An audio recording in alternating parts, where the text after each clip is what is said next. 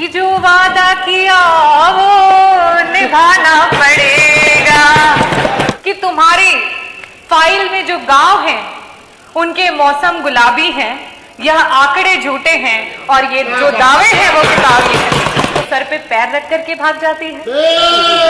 खामोशी ना ओढ़ो, तुम जुबान खोलो, इस जालिम हुकूमत के खिलाफ बोलो।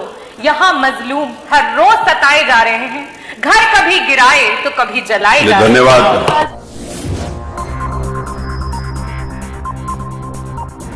जी के अभिभाषण से संशोधन में बोलने का अवसर दिया, इसके लिए मैं आपका हृदय से आभार व्यक्त करती हूँ। परंतु अध्यक्ष जी, इस सदन और इस सरकार से जनता यह भी नहीं कह सकती कि जो वादा किया वो निभाना पड़ेगा और जनता का पैसा चुकाना पड़ेगा। अध्यक्ष जी, पहले सत्र में मुख्यमंत्री जी आते हैं और कहते हैं कि हमारी विधायक निधि को उन्होंने बढ़ा दिया, और जब आज हमारा द्वितीय बजट सत्र चल रहा है वहां पे हमारे आदरणीय वित्त मंत्री जी कहते हैं कि वो तो सिर्फ और सिर्फ एक घोषणा थी, समय तो सुनिश्चित किया ही नहीं गया। तो आदरणीय अध्यक्ष महोदय, उसी प्रकार से ये जो अभिभाषण हुआ, ये जो बजट प्रस्तुत हुआ, इन्वेस्टर समिट मीट जो 2018 में हुआ और 2023 में हुआ, ये सब की सब घोषणाएं हैं और जनता ये जान रही है कि इसका समय अभी तक सुनिश्चित नहीं हो पाया है।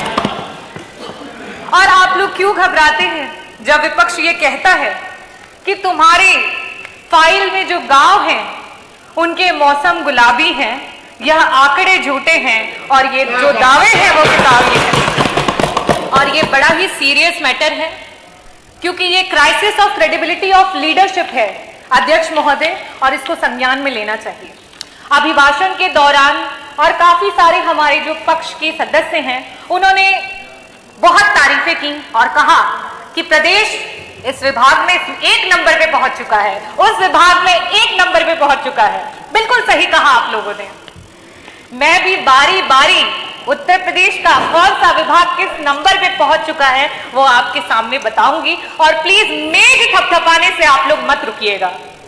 कल उप मुख्यमंत्री जी बहुत तारीफ कर रहे थे, अपने नंबर ऑफ सीएससी पीएससी की बातें कर रहे थे। मैं आपको बताना चाहूंगी, और ये जो आंकड़े हैं मैं टेबल कर दूंगी अध्यक्ष जी, ये जो आंकड़े हैं ये आपके ही सेंट्रल की जो सरकार है उसके आंकड़े हैं, जो बताता है कि अगर हम मैटरनल मोर्टेलिटी रेट की बात करें, प्रसव और गर्भ की अवस्था के दौरान जो मृत्यु होती है, आज हमारा जो उत्तर प्रदेश है 167 पर लाख लाइव बर्थ हमारे यहाँ डेथ हो रही है। हमसे बेहतर तो बिहार है, हमसे बेहतर तो बिहार है जहां सिर्फ और सिर्फ 130 हो रही हैं। अगर हम बात करें नॉन कम्युनिकेबल डिजीजेस की, जिसमें मधुमेह और रक्तचाप जैसी गंभीर बीमारियां होती हैं, जिससे आए दिन हार्ट अटैक आते हैं और लोगों की मृत्यु हो जाती है, और बिल्कुल सही कहा आपने, उत्तर प्रदेश उसमें नंबर 1 पे है। अगर हम बात करें सीएससी और पीएससी की, तो नंबर और सीएससी पीएससी तो कम है ही है, लेकिन साथ ही साथ कम doctor, less than 50% of doctors में भी हम नंबर 1 हैं। अगर हम बात करें पीएससी और सीएससी पे मूलभूत सुविधाओं की, अगर हम बात करें ईसीजी मशीन की, जिससे कि क्विक आप कम से कम ये पता कर सके कि वो मायोकार्डियल इंफार्क्शन का पेशेंट है, और उसको एक इमरजेंसी मेडिसिन दे करके 45 मिनट हाथ में अगर रख करके उसे एक हायर रेफरल सेंटर पे भेज सके, आज हमारे पास ईसीजी की भी सुविधा उपलब्ध नहीं है और हम नंबर 1 पे। अगर हम एमआरआई मशीन्स की बात करें तो हमारे पास लाइब्रेरी में भी यहां तक ये इंफॉर्मेशन नहीं है कि किन किन जनपदों में और सरकार के द्वारा कहां कहां एमआरआई उपलब्ध है, और हम नंबर 1 पे हैं।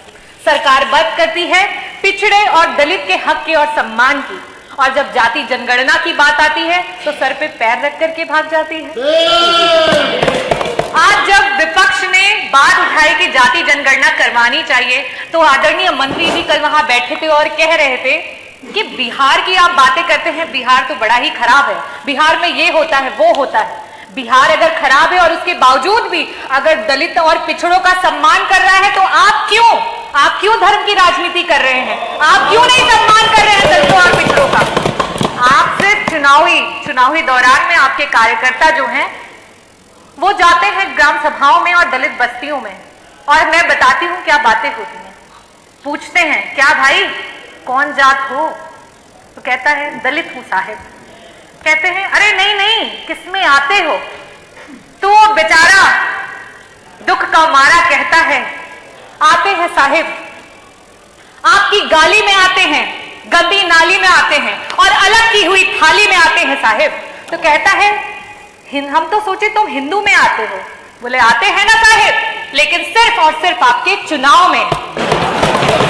और आप हक की बात करते हैं, आपके एनसीआरबी के आंकड़े बता रहे हैं कि आपके प्रदेश में सबसे ज्यादा एससी और एसटी कम्युनिटी पे जो है वो क्राइम्स हुए हैं। आज कानून व्यवस्था की बात पर पीठ थपथपाई जा रही है और एनसीआरबी के आंकड़ों को बताया जा रहा है। मैं आपसे ये कहना चाहती हूं, आपकी जो जीरो टॉलरेंस अगेंस्ट क्राइम की जो सरकार है वो सिर्फ और सिर्फ ढकोसलेबाजी है। एफआईआर सच और झूठ के बुनियाद पे नहीं, किस दरोगा की, किस एसएचओ की पॉकेट कितनी गर्म की जाती है उसके हिसाब से एफआईआर दर्ज की जाती है। और आपको मैं एक और बात बता दूं कि जाति विशेष अमरोहा में, आपके जनपद अमरोहा में सिर्फ और सिर्फ पूरे जनपद में एक ही जात के सारे लोगों को पुलिस विभाग में डाल दिया गया था। ये तो आप लोगों को स्वयं भी पता होगा। और आज थानों पे चाहे कोई भी केस हो, चाहे वो अपहरण हो, चाहे वो चोरी हो, चाहे वो बलात्कार हो, चाहे उत्पीड़न हो, चाहे मर्डर हो या कोई भी जमीनी कोई केस हो, हर चीज का रेट आपकी सरकार में फिक्स करके रखा हुआ है। और उत्तर प्रदेश में अगर महिला उत्पीड़न की बात करें तो मैं एनसीआरबी का ही आंकड़ा आपको बताती हूं कि पर लाख विमेन में 51 महिलाएं हैं जो उत्तर प्रदेश में उत्पीड़न और क्राइम का शिकार हो रही हैं। लेकिन वही बिहार हमसे बेहतर है, वहां पे 30 महिलाएं हो रही हैं। कन्विक्शन की रेट पे आप कहते हैं कि हम बहुत सारे लोगों को कन्विक्ट कर रहे हैं, लेकिन आप जिस चीज पे खुश हो रहे हैं जरा देखिए कि आपसे प्रदेश और भी हैं जो कन्विक्शन रेट में आपसे भी बेहतर है। आज आपका प्रशासन संविधान की धज्जियां उड़ा रहा है। संविधान जो कहता है कि अगर इंसाफ दिलवाने में कोई मुजरिम छूट भी जाए तो कोई बात नहीं, लेकिन किसी निर्दोष के साथ अत्याचार नहीं होना चाहिए। कानपुर देहात में वो मां बेटी जिस तरीके से जल गई, क्या वो किसी तरीके से संविधान के अनुरूप हुआ? आज ये बुलडोजर सरकार है जहां सबने अपने होठ सी लिए, उस पे कुछ चंद लाइनें बोलूंगी। खामोशी ना ओढ़ो, तुम जुबान खोलो, इस जालिम हुकूमत के खिलाफ बोलो। यहां मजलूम हर रोज सताए जा रहे हैं, घर कभी गिराए तो कभी जलाए जा रहे हैं। धन्यवाद डॉक्टर रागिनी। 1 मिनट हो गया, पूरा समय हो गया, 7 मिनट 10 सेकंड हो गया।